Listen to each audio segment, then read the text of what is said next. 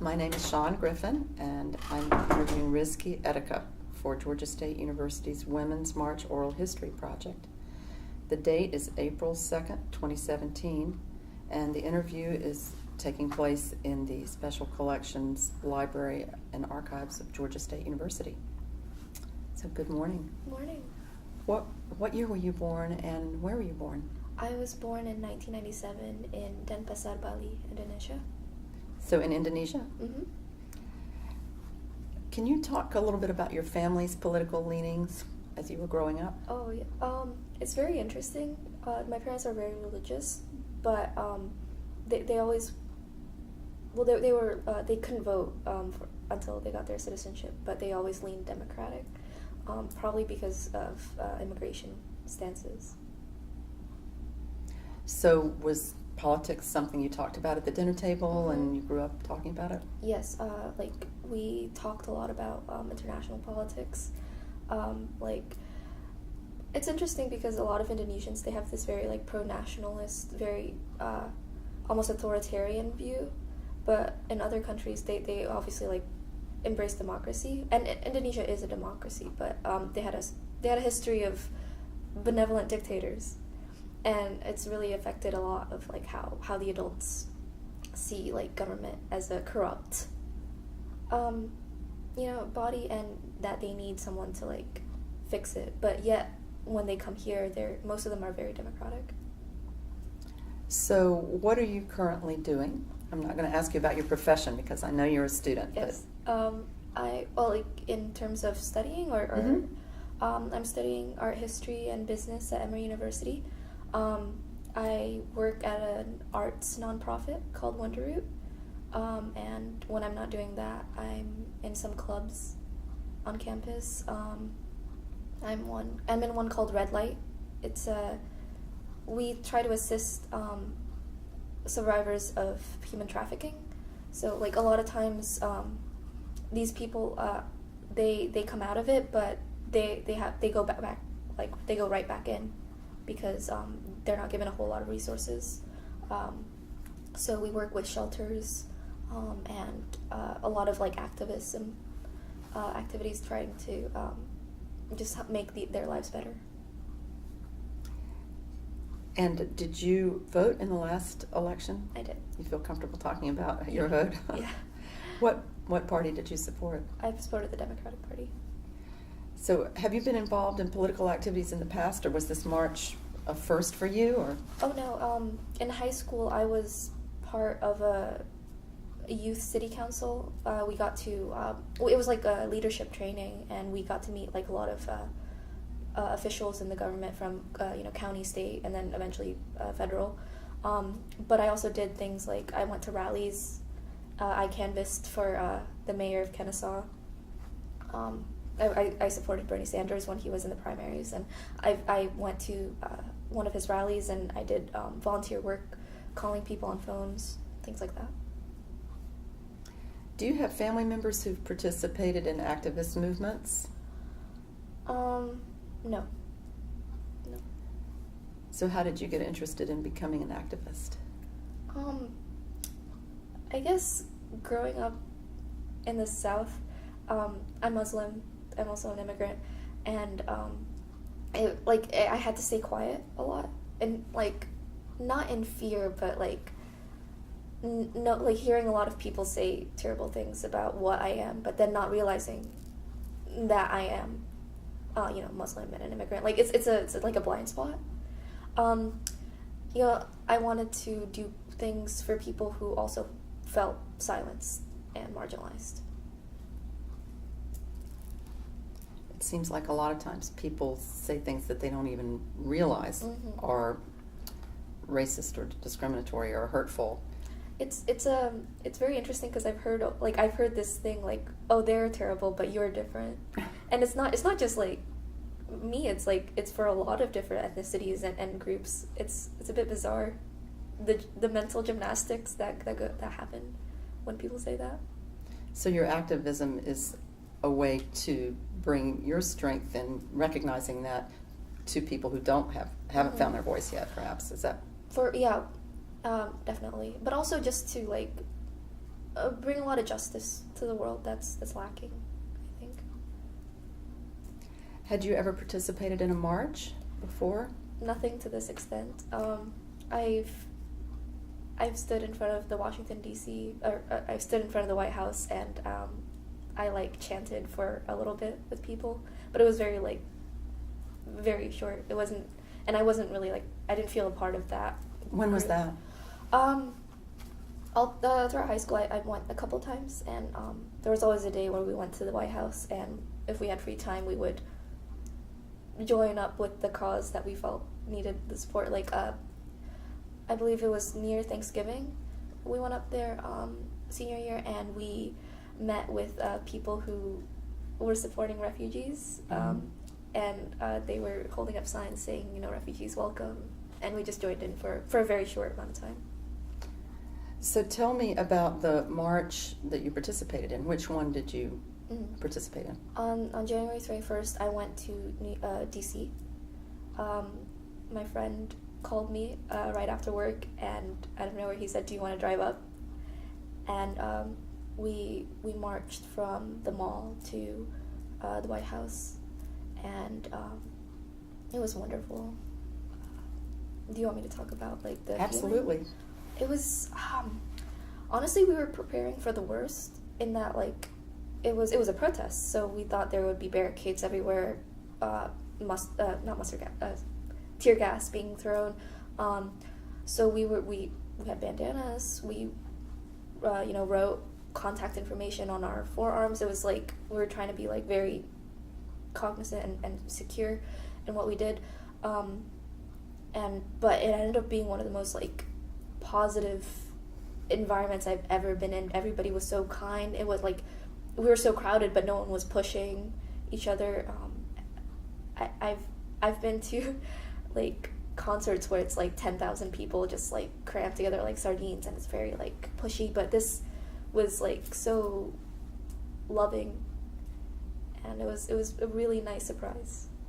So tell me a little bit about the planning and logistics. It sounds like you kind of jumped in the car, you didn't have a plan, you didn't have a place to stay, you didn't know where you were going to park. So yeah, it does sound like... Tell us a little bit about that. It's a bit insane. I was originally planning on going to the Atlanta March, and I had planned out going to MARTA, taking a shuttle. It was very responsible and organized. But my friend Nolan called me, and his cousin lives there. And she let us stay in her apartment and park by her apartment. So we went with her and her friends, and they're all they've all graduated from college, so they're adults. So in a way, they kind of chaperoned us and led us to the march, and we marched with them. And then spent the night. Yeah, and then we just relaxed and left on Sunday and got back.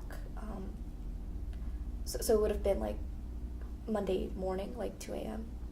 So when you were going, and when you said yes so quickly to going, was there a particular issue that drove your decision to go to the march, or was there a particular issue that was very important to you?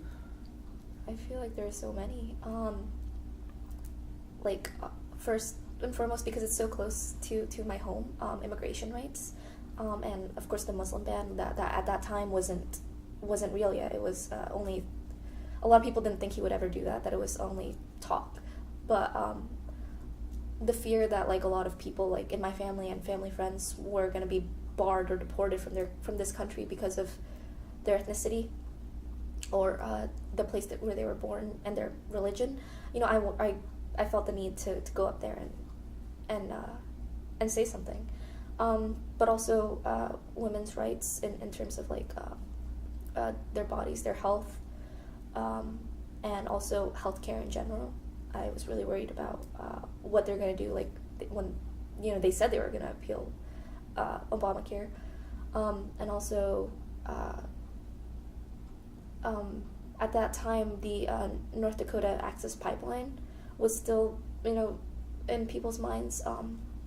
He's since approved of the pipeline, unfortunately, but water rights and Native American rights are a huge issue in this country, and I think I know a lot of people, when they hear about the march, they think it's like really not connected and there's not one big cause.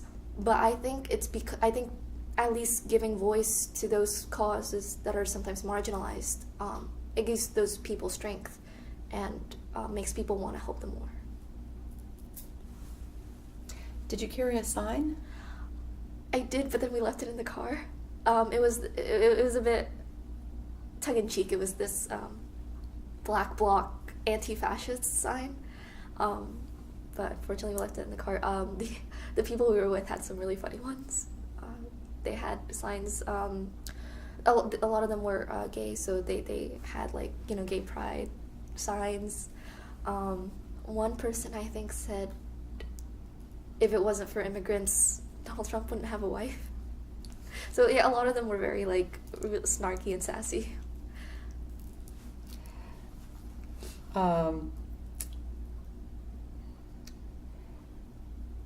So were there any issues represented at the march that surprised you or opened you to a new idea? And if so, how did you feel about those issues? I'm gonna have to think on this one. It was really overwhelming. Like, there was so many people. There were a lot of socialists and leftist parties there. Not as much as when I went to the women's strike march in March 8th, but there was a lot of people trying to like educate people on capitalism and America's stance and where we could go from there. So it was a lot of people were handing out pamphlets and magazines trying to educate people. So I wasn't expecting that. Did you talk with other people around you other than the people that you were marching with? I not so much. I was actually very like silent when we weren't chanting. I did passingly like talk to these Girl Scouts and their mothers who were passing out heart stickers with rainbows on them. Yeah, it was most of the people, if they were saying things, it was like with their friends and like saying, "Oh, where should we go?" and then chants. So tell me about the chants. The chants. They were also very tongue in cheek, but they were also very inspiring. I can't say that I remember a whole lot of them, but like one was "Hey hey, ho ho, Donald Trump has got to go." Show me what democracy looks like. One person will say that, and they'll like scream it out, and then everyone else will answer back, "This is what democracy looks like." They were not all of them were like direct digs. A lot of them were very inspiring, and we're celebrating just our unity there. Were you able to hear any of the speakers at the rally? Fortunately not. It was they were really far away. We were trying to get closer, but we also got there a little bit after 10. So by that point, it was like you couldn't move. It was also very cold. So for the most part, it was we just stayed at the mall. What were you hoping to get out of the march experience? You talked a little bit about when you got there, you were surprised. Mm-hmm. What did you anticipate, and then how did that? Talk a little bit more about how that changed what you thought it was going to be, and then what it turned out to be, or what you hoped to experience, and then what surprised you. Well, I was really hoping to see the speakers, but that being said, I was also hoping just that my presence, just the sheer magnitude of how many people were there, it forces people to look, and it forces people to realize that something's deeply wrong if there's that many people that upset. And what was the other part of the question?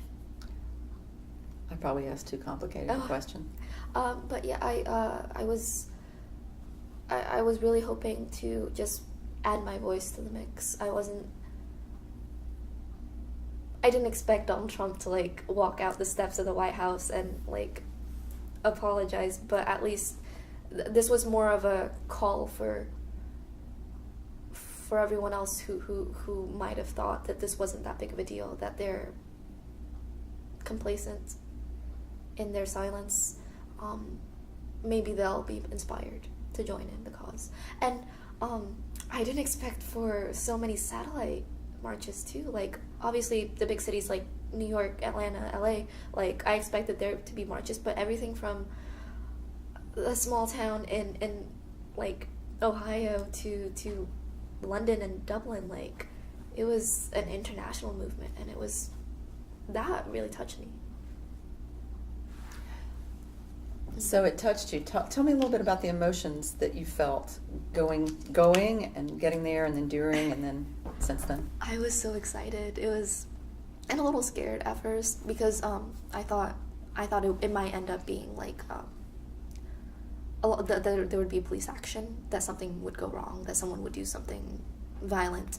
But thank God it wasn't anything like that. It was inspiring and really loving.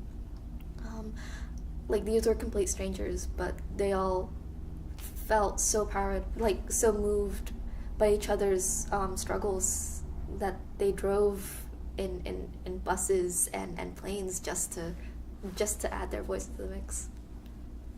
So now, a few months later, have your feelings about it changed? Not at all. It's a little disheartening seeing so much hate still being flung from both sides. I don't believe that the feelings that we garnered there are dying down, though. I know, like, we're not having a million marches anymore, but people are still active. They're still doing things to try to make the world a better place. Tell me about your family and how they felt about you going. Have you talked to them? And they were very, like, confused and surprised. They were like, "You're going to DC," but they were, I think, they were worried, because they didn't know if it was safe, if something could go wrong. But, like, they were really happy when I, like, told them of, like, people being so accepting of other cultures. Like, there were a lot of people had these really gorgeous signs of, like, women in America, and they were drawn in I'm sure you've seen them in like a flag manner, and one woman had a hijab that was the American flag. And it's such a stark change from, like, 10 years ago, when it was, like, scary to wear a hijab outside my house. And, like, my parents just felt very, like, happy that there was, like, so much support. Mm-hmm. So your family is observant, and your mother wears a hijab? No, we don't. You mentioned wearing one at home. That's what I was asking. We wear hijabs if we are going to, like, a Muslim event or to the mosque, but we pray 5 times a day. We follow halal, and, you know, we celebrate the religious holidays, but it's a lot of Indonesians. They're like, they have this feeling of being secular outside the home and very religious inside the home, but it's more of a, like, we take the teachings from it in our day-to-day life, but I think it's more of a practical thing with my mom, at least. Like, my parents own a dry cleaners, and if she wore a hijab, she would be, like, dehydrated and overheated. So yeah, like, my grandmother on my father's side is observant, but my aunts, her daughters, they don't generally wear hijabs. It's a very common thing in Indonesia, I think.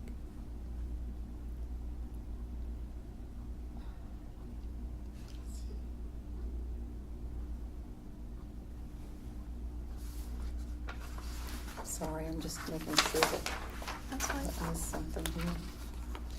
Did you witness any kind of negative events in DC? You mentioned how loving it was and how amazing. But Slightly. When we passed by the Trump Tower, I didn't realize we had, but people were booing, hissing, throwing up, middle fingers, and I was like, what's going on? And I realized that was there. So it was a bit comical. Like, people didn't mean it in like oh, we're gonna storm the castle type of way, but it was interesting to see like these very wealthy individuals kind of stare out the windows in literal furs. It felt a little like the French Revolution, like the nobility is just like glancing out their gilded towers while the proletariat is like cursing them out. So that was unexpectedly hostile, but it was like not in a terrible way. I don't think it was rather innocent. I think there was a very, very small counter protest of people. It was homophobic, saying that we were all going to go to hell, but it was a very small procession. I want to say like no more than 20 people just going past us, and they were also heckled. And the people I was with, the two men who were in a relationship, they kissed in front of them, to like, and they were like, "What are you gonna do?" But it was also really heartbreaking because I realized one of them had tears in his eyes when he saw that, because like, he's from West Virginia, so like a very conservative state, so he must feel the pressures of society. He's older too, so when he was growing up, it wasn't as supportive as when I grew up. Like, they didn't have "it gets better."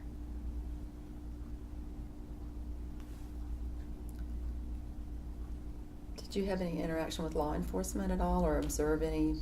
There were. I saw them, but the most I saw was them in front of the Trump Tower, because they had barricades in front of the hotel. And they just like stared at us, and I didn't see a whole lot like controlling our movements. I saw a few empty cop cars just like blocking certain areas, but for the most part they just seemed kind of like neutral to us. Like they weren't supportive, but they weren't outright like angry that we were storming their city either. What did you think about the media coverage of the march? I think I was happy that they were covering it, and that like, whoa, so many people came, because like overall, like, it was millions of people, if I'm not mistaken, but I feel like they didn't give a lot of focus to what we were, like, the issues we were actually marching on, just that there was a women's march, and they focused a lot on the pop culture aspects of it, like, who was the celebrity that spoke, the pink hats, which were, fun and unifying, but it was like, but go further than that, talk more about like what we're actually here for. How did your group manage to stay together in that crowd? Very hard. One of the men had a very large build, and he was wearing an orange shirt, so we kind of just used him as a guiding light. Every so often, I if I got ahead of them, I would look back, and like I would just make sure I was at least with one person at all times. He also had a really large sign, a rainbow sign that said "I'm gay," so that was our also our beacon. Kind of a rallying point for you. 100%. Yeah, people saw him and were like, yes, and cheered him on. So what did you do right after the march? I mean, did you stay a long time? Or tell me a little bit about the end of the day. We, as soon as we got to our point, we kind of just, took it all in. When you were there, even though you knew there were so many people, you didn't quite understand just how big it was until you thought you were at the end, looked at different streets, and there were still, seas of people. So we were like, oh, this is nowhere near the end. This is all going on. But once we reached our destination, and we kind of just, breathed, a sigh, and we're like, we did our part, and we walked a few miles back to their apartment. We got snacks, and then we just kind of ate and talked to each other. How did you feel the day after? Exhausted, but very fulfilled. I felt like I made a bit of a difference. I know I'm just one person, but at least knowing that so many people care it gives me a sense of comfort and relief. When you drove back, it's a really long drive. Obviously, that car time is a good time to talk and process. Mm-hmm. Was it different from the trip up? Yeah, I wasn't sleeping. I was out like on the way up, but we another one of our friends joined back on the ride back, so we talked about what we saw, what's gonna happen, but we also talked about like inconsequential things, just like, you know, it took a break from it all. We ended up stopping by a national park, but it was so foggy and so dark, we got a little scared because it was like in the middle of nowhere. But it was nice. We just kind of listened to music and just reveled in what just happened.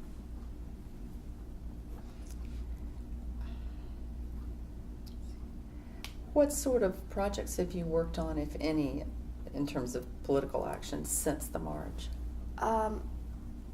Emory has had some rallies, and we had this large banner day where we wrote how we felt about the Muslim ban that had just happened, like the first time it was released. It was very quick, but like they planned it the night before, and but it ended up being like a lot more people than I expected. We kind of just filled up this little circle in the middle of campus, and we just spoke about our experiences and how we felt. So like people were, it was kind of like an open mic. People were just welcome to say how they felt. So that was really nice to see the support. I know a lot of my friends went to airports also during those protests. I also on March 8th I went to the strike, women's strike in New York. It was on a smaller scale, but it had a similar feel of the first march, but it was a lot more charged because it's been almost 2 months since then. You know, he's enacted like so many, you know, like horrendous acts, and a lot of people there felt personally victimized or vilified, and they were a lot angrier, but it was still like very supportive. That being said, I did notice a lot more like not political dissent, but political friction. There were people weaved in there who were Trump supporters and trying to like kind of break apart the march, because it was a lot smaller, so they felt that they could do that. There were also like one speaker was very pro-Palestine, and there was a lot of people with Palestinian flags, and they were talking about like the plight of the Palestinian people. And you know, New York has a very large Jewish population, so the Jewish population there was divided. Some people were like saying like, yes, we must support you, but other people were like giving boos and thumbs down sign. And the Socialist Party, or there were different like leftist organizations there, but they were a lot more prevalent in the strike. Yeah. Where was that exactly in New York? I don't know the right name for it, but it's this arch right next to NYU. It's in this Washington Square? Well, yes, Washington Square. Yes.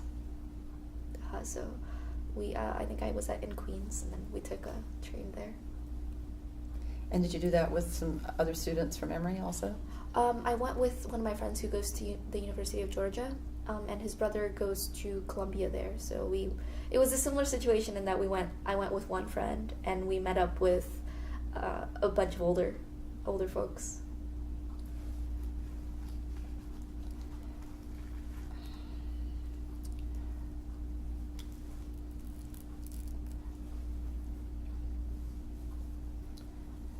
You mentioned earlier that you felt like people have remained active and the movement has continued. Do you think that momentum from the march is still alive? Oh, 100%. Maybe not like to the like loud roar that it was, but people are still aware of what's going on. People are going out there and voting and canvassing like recently near where I live. There's a Tom Price. His seat is up for grabs, and there's a Democrat who's getting a lot of support. So people who have never been interested in politics, like, they're going out there and campaigning for this man, and they live in very conservative areas, and they feel scared to do that. But I think just the atmosphere is different now, in that you can't say that you're not political anymore, because there is always some part that you care about, and that you're going to do something about it.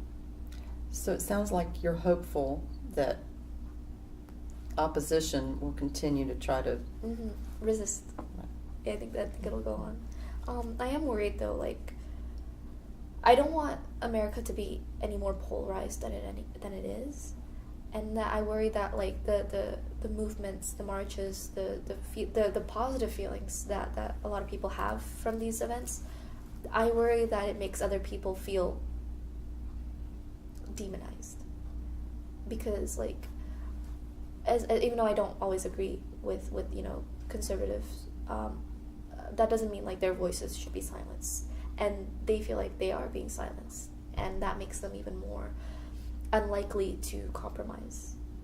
It's just like the radical polarization is just, it's really toxic, I think.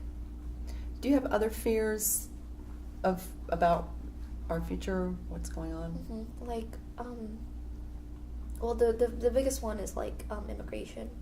Like, my father is currently working on getting his green card, but I just worry that one day I'll wake up and there's some sort of piece of legislation that like bars him from ever coming back.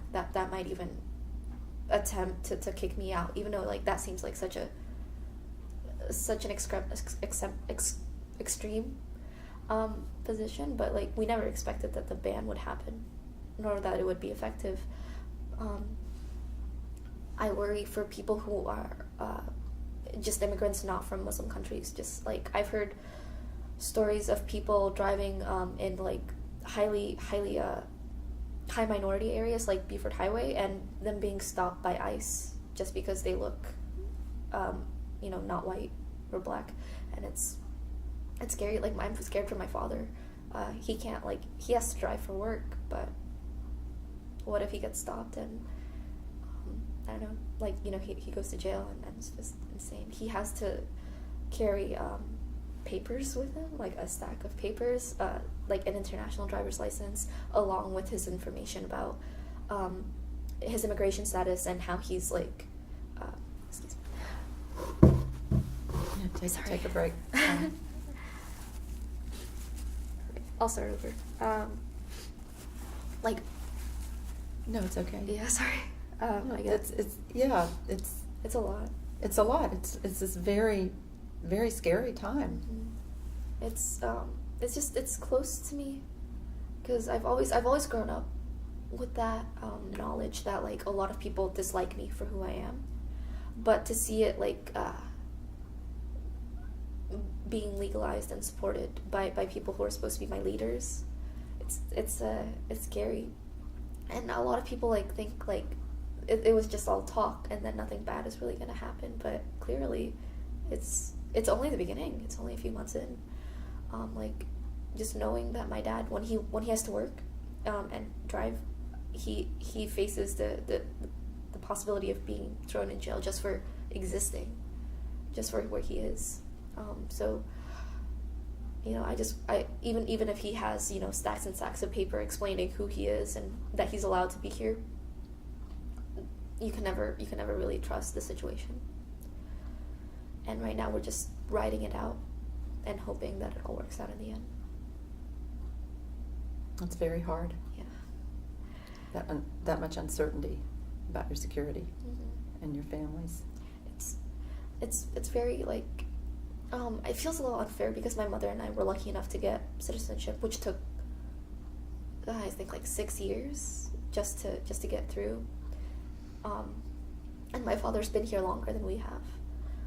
So, like, I feel like he really deserves, he deserves it, I feel, more than I do, because he's toughed it out longer than I have. And that whole time he wasn't able to go back home and see his family. my family too, but like, you know, he wasn't, the most he could do was like call his parents on the phone.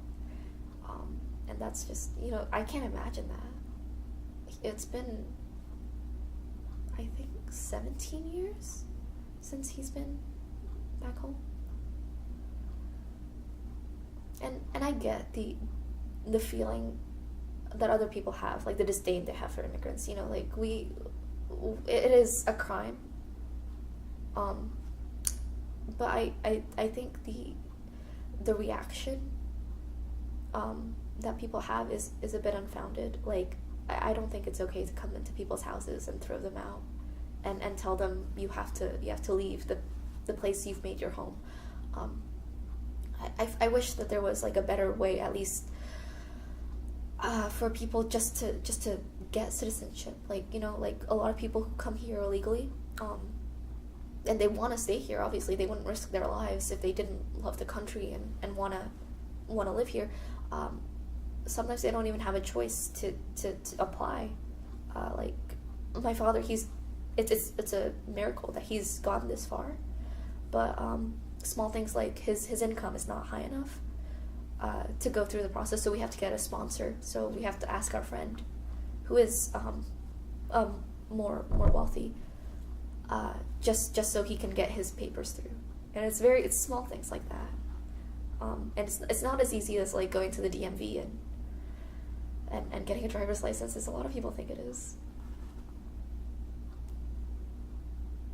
So that's a very well-founded fear, because the things that you were worried about, a lot of them have happened. Yeah, So- yeah, and it's happened so quickly. So your fear is reasonable. I'd like to think so. Yeah, it's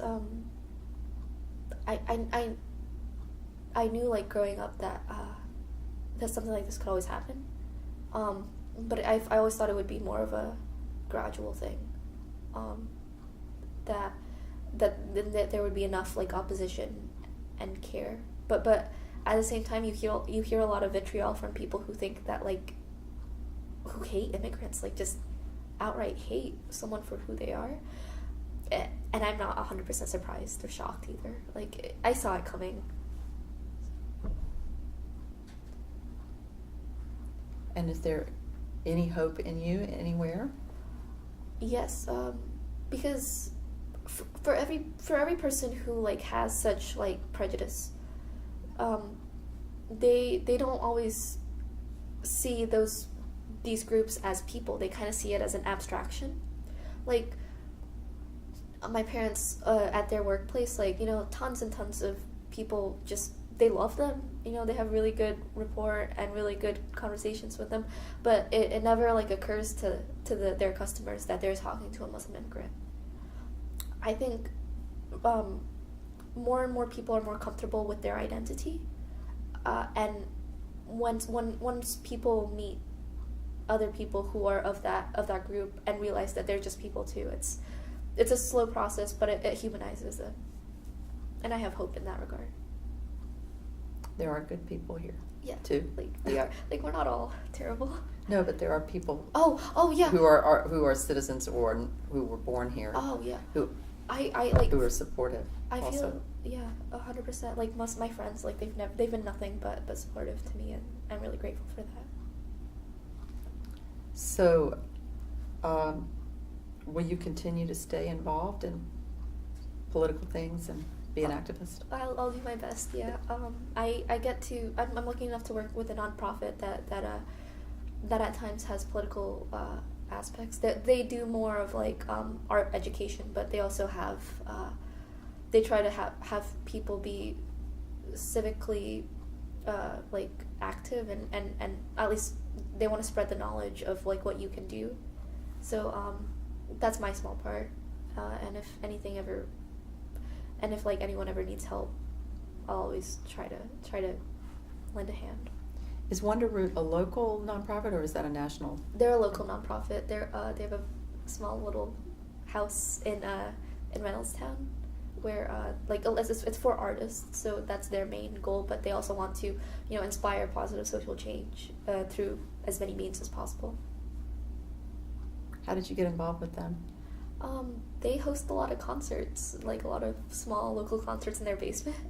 And one day, when I went to one of their concerts, I like went upstairs and I saw they had a sign that they were looking for interns. So I just went to their website and signed up. It was a very, very easy process, but like I'm so grateful that I'm able to do all this.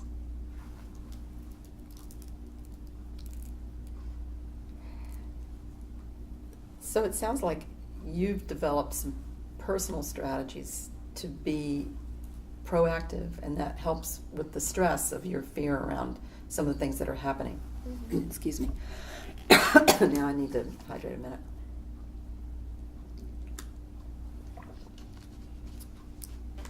Are there other strategies that you would suggest for people who are struggling to cope with the fears and the realities of what's been happening since the election?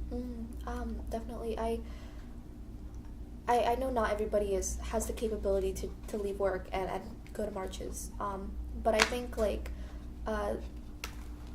finding friends who support you will always be like the most like relieving thing.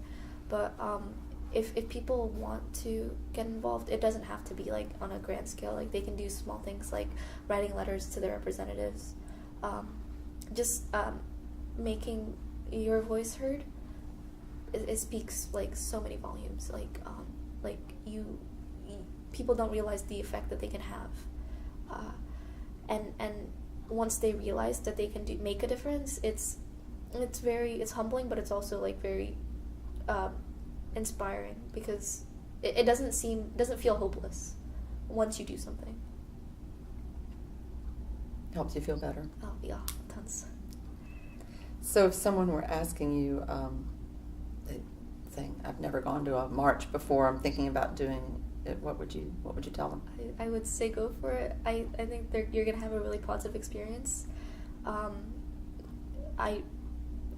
think you should also let yourself be open to new ideas once you're there, because you never know what you're gonna expect. But I can't say like I would warn them of anything. I think they're just gonna be very pleasantly surprised, and they're gonna have a really great time. Do you have any items or photographs that you'd like to donate to the archives? I have. Let's see, what do I have? I have one poster that they were giving out. It's a spray paint of the Women's March. Would you like something like that?